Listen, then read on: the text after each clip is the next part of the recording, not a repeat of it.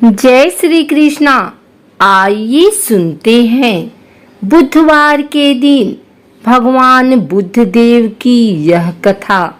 समतापुर नगर में मधुसूदन नामक एक व्यक्ति रहता था। वह बहुत धनवान था।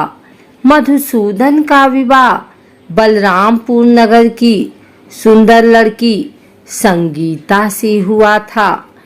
एक बार मधुसूदन अपनी पत्नी को लेने बुधवार के दिन बलरामपुर गया। मधुसूदन ने पत्नी के माता पिता से संगीता को विदा कराने के लिए कहा।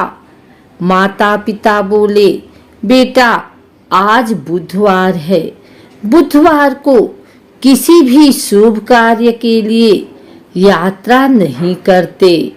लेकिन मधुसूदन नहीं माना। उसने ऐसी शुभ अशुभ की बातों को न मानने की बात कही। दोनों ने बैलगाड़ी से यात्रा प्रारंभ की। 2 कोस की यात्रा के बाद उसकी गाड़ी का एक पहिया टूट गया। वहां से दोनों ने पैदल ही यात्रा शुरू की। रास्ते में संगीता को प्यास लगी। मधुसूदन उसे एक पेड़ के नीचे बैठाकर जल लेने चला गया।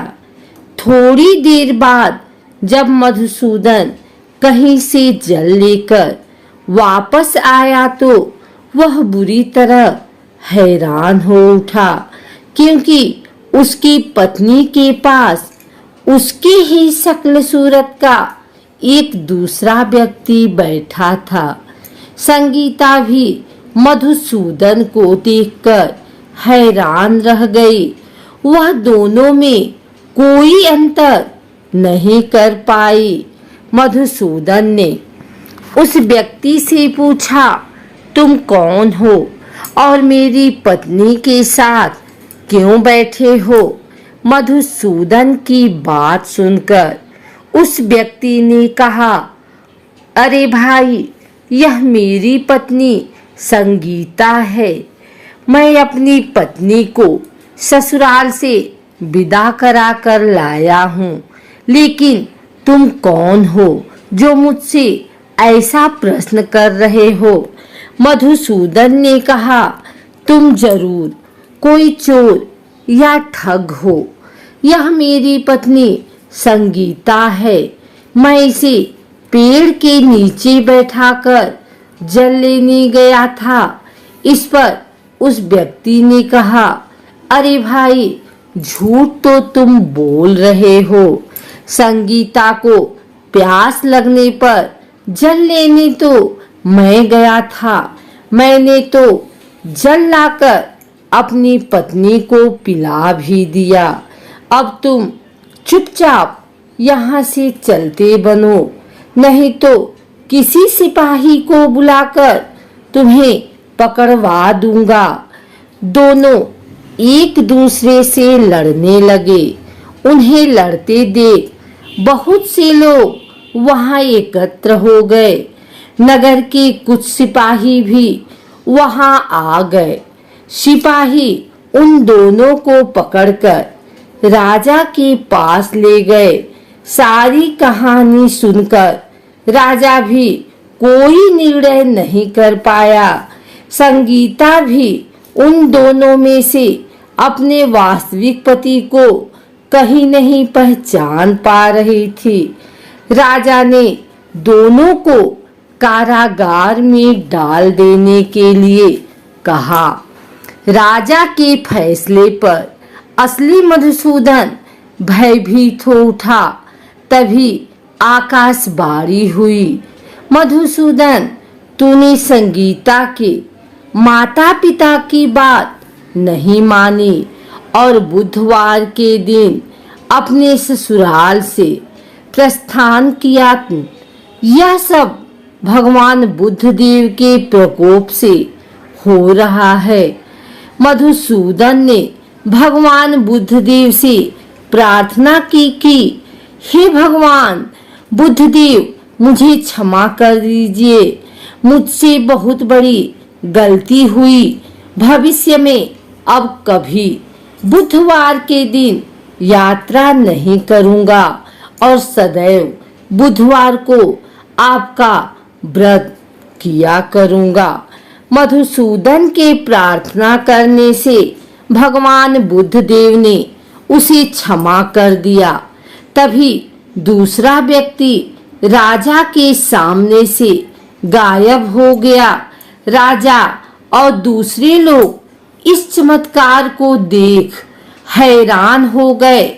भगवान बुद्धदेव की इस अनुकंपा से राजा ने मधुसूदन और उसकी पत्नी को सम्मान पूर्वक विदा किया। कुछ दूर चलने पर रास्ते में उन्हें बैलगाड़ी मिल गई। बैलगाड़ी का टूटा हुआ पहिया भी जुड़ा हुआ था। दोनों उसमें बैठकर समतापुर की ओर चल दिए।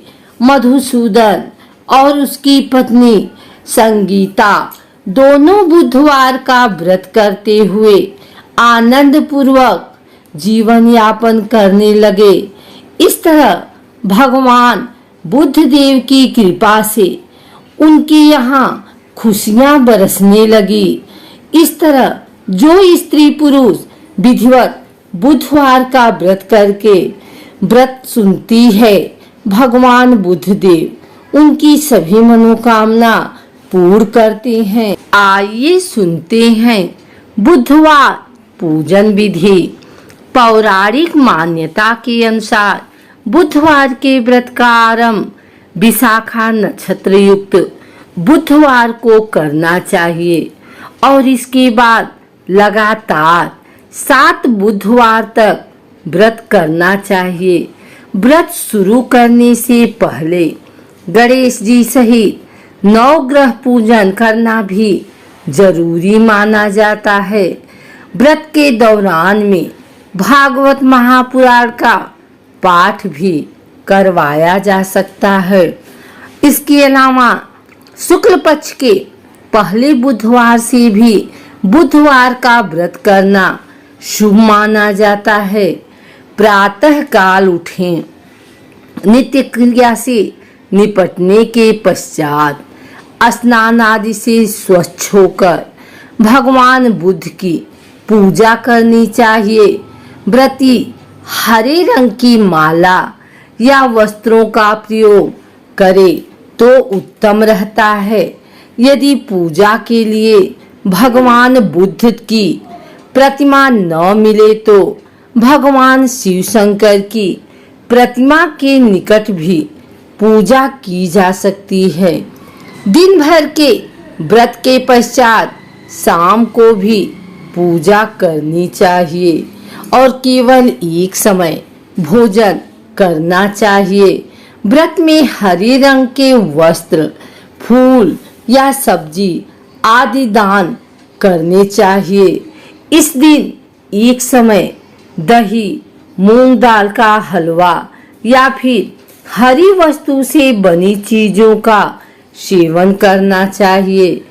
कहते विधि विधान से अगर इस व्रत को किया जाए तो जीवन में सुख शांति रहती है और घर धन धान्य से भरे रहते हैं। माता लक्ष्मी भी व्रती की मनोकामनाएं पूर्ण करती हैं।